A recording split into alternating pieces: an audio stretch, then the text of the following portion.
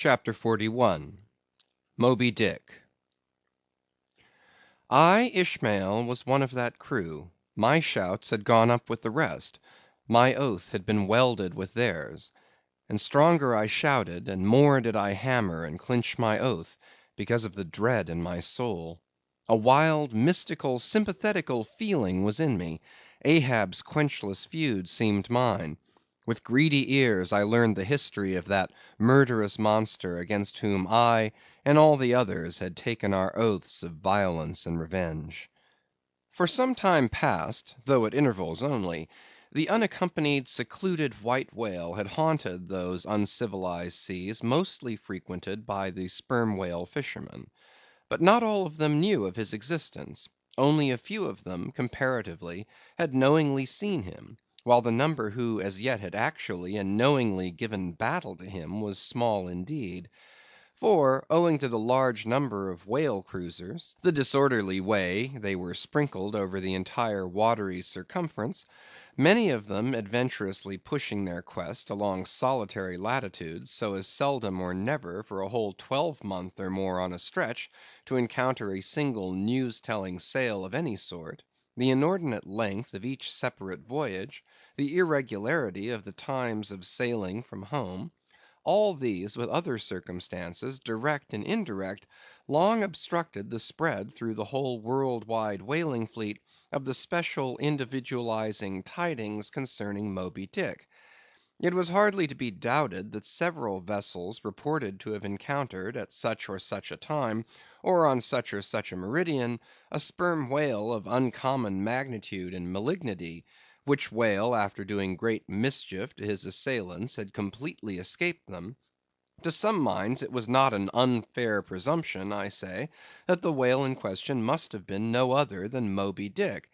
Yet, as of late, the sperm whale fishery had been marked by various and not unfrequent instances of great ferocity, cunning, and malice in the monster attacked. Therefore it was, that those who, by accident, ignorantly gave battle to Moby Dick, such hunters, perhaps, for the most part, were content to ascribe the peculiar terror he bred more as it were to the perils of the sperm whale fishery at large, than to the individual cause.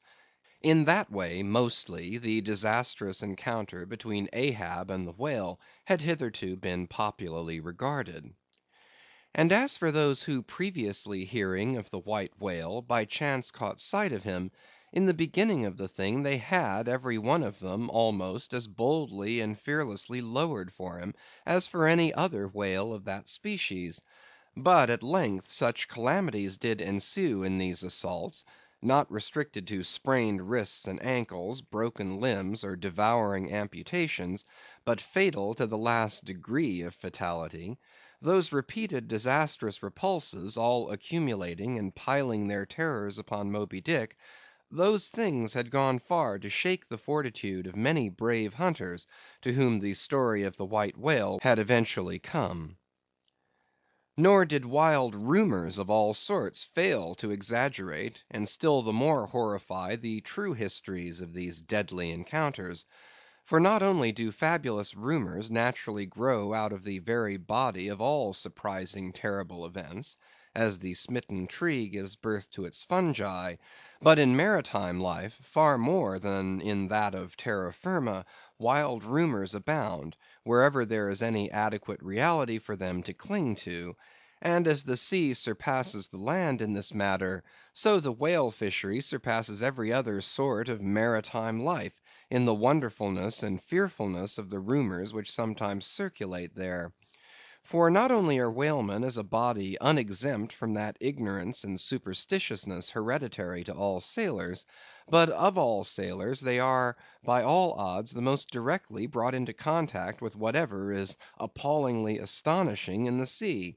Face to face, they not only eye its greatest marvels, but hand to jaw give battle to them. Alone in such remotest waters, that though you sailed 1,000 miles, and passed 1,000 shores, you would not come to any chiselled hearthstone, or aught hospitable beneath that part of the sun, In such latitudes and longitudes, pursuing too such a calling as he does, the whaleman is wrapped by influences all tending to make his fancy pregnant with many a mighty birth. No wonder, then, that ever gathering volume from the mere transit over the widest watery spaces, the outblown rumors of the white whale did in the end incorporate with themselves all manner of morbid hints and half-formed fetal suggestions of supernatural agencies, which eventually invested Moby Dick with new terrors unborrowed from anything that visibly appears. So that in many cases such a panic did he finally strike, that few who by those rumors at least had heard of the white whale, few of those hunters were willing to encounter the perils of his jaw. But there were still other and more vital practical influences at work. Not even at the present day has the original prestige of the sperm whale, as fearfully distinguished from all other species of the Leviathan, died out in the minds of the whalemen as a body. There are those this day among them, who, though intelligent and courageous enough in offering battle to the Greenland or right whale, would perhaps, either from professional inexperience, or incompetency, or timidity, decline a contest with the sperm whale. At any rate, there are plenty of whalemen, especially among those whaling nations not sailing under the American flag, who have never hostilely encountered the sperm whale, but whose sole knowledge of the Leviathan is restricted to the ignoble monster primitively pursued in the North. Seated on their hatches, these men will hearken with a childish fireside interest and awe to the wild strange tales of southern whaling. Nor is the preeminent tremendousness of the great sperm whale anywhere more feelingly comprehended than on board of those prows which stem him. And as if the now tested reality of his might had in former legendary times thrown its shadow before it, we find some book naturalists, Olason and Pavelson, declaring the sperm whale not only to be a consternation to every other creature in the sea, but also to be so incredibly ferocious as continually to be athirst for human blood. Nor even down to so late a time as Cuvier's were these or almost similar impressions effaced. For in his Natural History the Baron himself affirms that at sight of the sperm whale all fish, sharks included, are struck with the most lively terrors, and often in the precipitancy of their flight dash themselves against the rocks with such violence as to cause instantaneous death.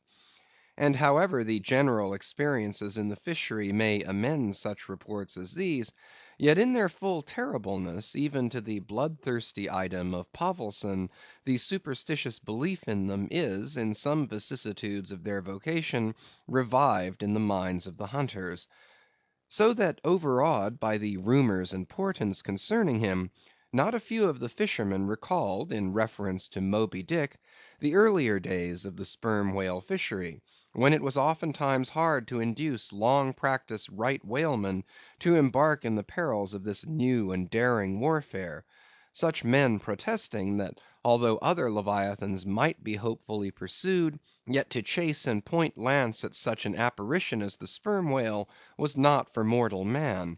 that to attempt it would be inevitably to be torn into a quick eternity. On this head there are some remarkable documents that may be consulted. Nevertheless, some there were, who even in the face of these things were ready to give chase to Moby Dick; and a still greater number who, chancing only to hear of him distantly and vaguely, without the specific details of any certain calamity, and without superstitious accompaniments, were sufficiently hardy not to flee from the battle if offered. One of the wild suggestions referred to, as at last coming to be linked with the white whale in the minds of the superstitiously inclined, was the unearthly conceit that Moby Dick was ubiquitous; that he had actually been encountered in opposite latitudes at one and the same instant of time. Nor, credulous as such minds might have been, was this conceit altogether without some faint show of superstitious probability. For as the secrets of the currents of the seas have never yet been divulged, even to the most erudite research, so the hidden ways of the sperm whale when beneath the surface remain in great part unaccountable to his pursuers, and from time to time have originated the most curious and contradictory speculations regarding them, especially concerning the mystic modes whereby, after sounding to a great depth, he transports himself with such vast swiftness to the most widely distant points. It is a thing well known to both American and English whale ships, and as well a thing placed upon authoritative record years ago by Scoresby, that some whales have been captured far north in the Pacific, in whose bodies have been found the barbs of harpoons darted in the Greenland seas. Nor is it to be gainsaid, that in some of these instances it has been declared that the interval of time between the two assaults could not have exceeded very many days. Hence, by inference, it has been believed by some whalemen that the North West Passage, so long a problem to man, was never a problem to the whale. So that here, in the real living experience of living men, the prodigies related in old times of the inland Strelo mountain in Portugal, near whose top there was said to be a lake in which the wrecks of ships floated up to the surface, and that still more wonderful story of the Arethusa fountain near Syracuse, whose waters were believed to have come from the Holy Land by an underground passage, these fabulous narrations are almost fully equalled by the realities of the whaleman. Forced into familiarity, then, with such prodigies as these, and knowing that after repeated intrepid assaults the white whale had escaped alive, it cannot be much matter of surprise that some whalemen should go still further in their superstitions, declaring Moby Dick not only ubiquitous, but immortal; for immortality is but ubiquity in time.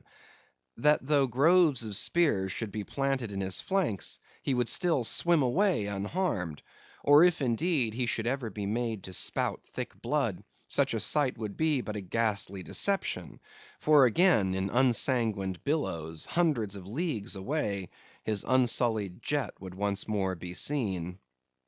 But even stripped of these supernatural surmisings, there was enough in the earthly make and incontestable character of the monster to strike the imagination with unwonted power. For it was not so much his uncommon bulk that so much distinguished him from other sperm whales, but, as elsewhere thrown out, a peculiar snow white wrinkled forehead, and a high pyramidical white hump. These were his prominent features, the tokens whereby, even in the limitless uncharted seas, he revealed his identity, at a long distance, to those who knew him.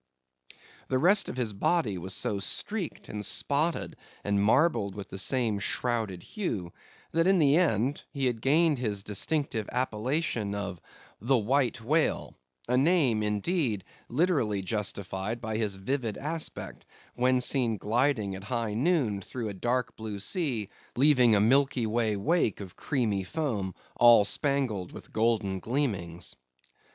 Nor was it his unwonted magnitude, nor his remarkable hue, nor yet his deformed lower jaw that so much invested the whale with natural terror, as that unexampled intelligent malignity which, according to specific accounts, he had over and over again evinced in his assaults.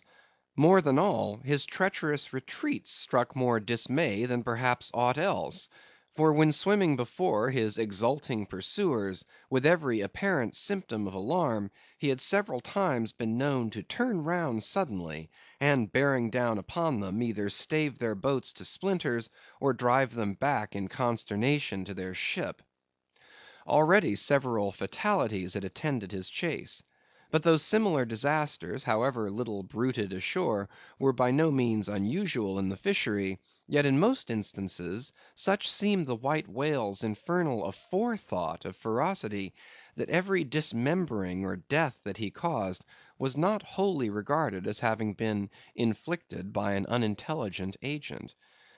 Judge, then, to what pitches of inflamed, distracted fury the minds of his more desperate hunters were impelled, when amid the chips of chewed boats, and the sinking limbs of torn comrades, they swam out of the white curds of the whale's direful wrath into the serene, exasperating sunlight that smiled on as if at a birth or a bridal. His 3 boats stove around him, and oars and men both whirling in the eddies. One captain, seizing the line knife from his broken prow, had dashed at the whale, as an Arkansas duellist at his foe, blindly seeking with a 6-inch blade to reach the fathom-deep life of the whale. That captain was Ahab. And then it was, that suddenly sweeping his sickle-shaped lower jaw beneath him, Moby Dick had reaped away Ahab's leg, as a mower a blade of grass in the field. No turbaned Turk, no hired Venetian or Malay, could have smote him with more seeming malice. Small reason was there to doubt, then, that ever since that almost fatal encounter, Ahab had cherished a wild vindictiveness against the whale. All the more fell, for that in his frantic morbidness he at last came to identify with him not only all his bodily woes, but all his intellectual and spiritual exasperations. The white whale swam before him as the monomaniac incarnation of all those malicious agencies which some deep men feel eating in them, till they are left living on with half a heart and half a lung. That intangible malignity which has been from the beginning, to whose dominion even the modern Christians ascribe 1/2 of the worlds, which the ancient Ophites of the East reverenced in their statue devil, Ahab did not fall down and worship it like them, but deliriously transferring its ideas to the abhorred white whale, he pitted himself all mutilated against it. All that most maddens and torments, all that stirs up the lees of things, all truth with malice in it, all that cracks the sinews and cakes the brain, all the subtle demonisms of life and thought, all evil to crazy Ahab, were visibly personified and made practically assailable in Moby Dick. He piled upon the white whale's hump the sum of all the general rage and hate felt by his whole race from Adam down, and then, as if his chest had been a mortar, he burst his hot heart's shell upon it. It is not probable that this monomania in him took its instant rise at the precise time of his bodily dismemberment. Then, in darting at the monster, knife in hand, he had but given loose to a sudden, passionate, corporal animosity; and when he received the stroke that tore him, he probably but felt the agonizing bodily laceration, but nothing more. Yet when by this collision forced to turn towards home, and for long months of days and weeks, Ahab and Anguish lay stretched together in one hammock, rounding in mid-winter that dreary howling Patagonian Cape,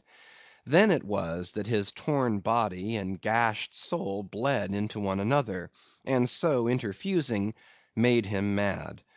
That it was only then, on the homeward voyage after the encounter, that the final monomania seized him, seems all but certain from the fact that, at intervals during the passage, he was a raving lunatic; and though unlimbed of a leg, yet such vital strength yet lurked in his Egyptian chest, and was moreover intensified by his delirium, that his mates were forced to lace him fast, even there as he sailed raving in his hammock. In a strait jacket he swung to the mad rockings of the gales;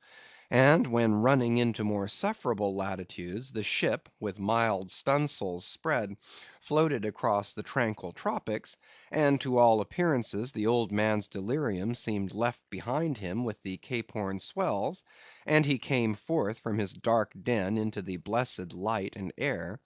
even then, when he bore that firm collected front, however pale, and issued his calm orders once again, and his mates thanked God the direful madness was now gone; even then, Ahab in his hidden self raved on. Human madness is oftentimes a cunning and most feline thing. When you think it fled, it may have but become transfigured into some still subtler form. Ahab's full lunacy subsided not, but deepeningly contracted, like the unabated Hudson, when that noble Northman flows narrowly but unfathomably through the Highland gorge. But as in his narrow flowing monomania not one jot of Ahab's broad madness had been left behind, so in that broad madness not one jot of his great natural intellect had perished. That before living agent now became the living instrument. If such a furious trope may stand, his special lunacy stormed his general sanity, and carried it, and turned all its concerted cannon upon its own mad mark; so that far from having lost his strength, Ahab to that one end did now possess 1,000-fold more potency than ever he had sanely brought to bear upon any one reasonable object. This is much; yet Ahab's larger, darker, deeper part remains unhinted. But vain to popularize profundities, and all truth is profound. Winding far down from within the very heart of this spiked Hôtel de Cluny where we here stand, however grand and wonderful, now quit it, and take your way, ye nobler, sadder souls, to those vast Roman halls of Thermes, where far beneath the fantastic towers of man's upper earth, his root of grandeur, his whole awful essence, sits in bearded state, an antique buried beneath antiquities, and throned on torsos. So with a broken throne the great gods mock that captive king; so like a caryatid his patient sits, upholding on his frozen brow the piled entablatures of ages. Wind ye down there, ye prouder, sadder souls; question that proud, sad king. A family likeness? Aye, he did beget ye, ye young exiled royalties; and from your grim sire only will the old state secret come. Now in his heart Ahab had some glimpse of this, namely, all my means are sane, my motive and my object mad. Yet without power to kill, or change, or shun the fact, he likewise knew that to mankind he did long dissemble; in some sort did still. But that thing of his dissembling was only subject to his perceptibility, not to his will determinate. Nevertheless, so well did he succeed in that dissembling, that when with ivory leg he stepped ashore at last, no Nantucketer thought him otherwise than but naturally grieved, and that to the quick, with the terrible casualty which had overtaken him. The report of his undeniable delirium at sea was likewise popularly ascribed to a kindred cause. And so too all the added moodiness which always afterwards, to the very day of sailing in the Pequod on the present voyage, sat brooding on his brow. Nor is it so very unlikely that far from distrusting his fitness for another whaling voyage, on account of such dark symptoms, the calculating people of that prudent isle were inclined to harbor the conceit,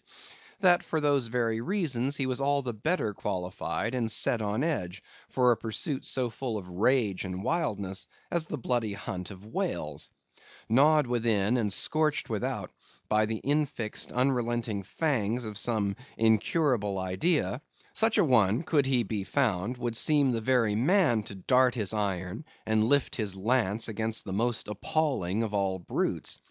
Or if for any reason thought to be corporeally incapacitated for that, yet such a one would seem superlatively competent to cheer and howl on his underlings to the attack.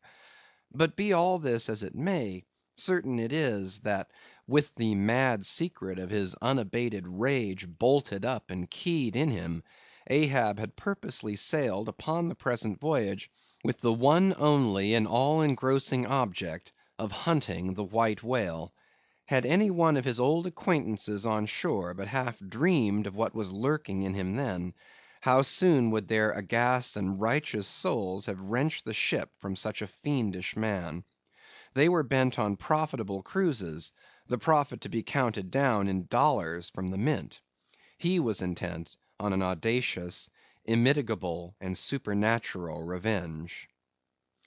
Here, then, was this grey‐headed, ungodly old man, chasing with curses a Job's whale round the world; at the head of a crew, too, chiefly made up of mongrel renegades, and castaways, and cannibals; morally enfeebled, also, by the incompetence of mere unaided virtue or right mindedness in Starbuck. the invulnerable jollity of indifference and recklessness in Stubb, and the pervading mediocrity in Flask. Such a crew, so officered, seemed specially picked and packed by some infernal fatality to help him in his monomaniac revenge.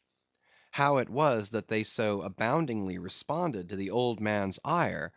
by what evil magic their souls were possessed, that at times his hate seemed almost theirs, the white whale as much their insufferable foe as his; how all this came to be; what the white whale was to them, or how to their unconscious understandings also, in some dim, unsuspected way, he might have seemed the gliding great demon of the seas of life; all this to explain would be to dive deeper than Ishmael can go. The subterranean miner that works in us all, how can one tell whither leads his shaft by the ever shifting muffled sound of his pick? Who does not feel the irresistible arm drag? What skiff in tow of a 74 can stand still? For one, I gave myself up to the abandonment of the time and the place; but while yet all a rush to encounter the whale, could see naught in that brute but the deadliest ill.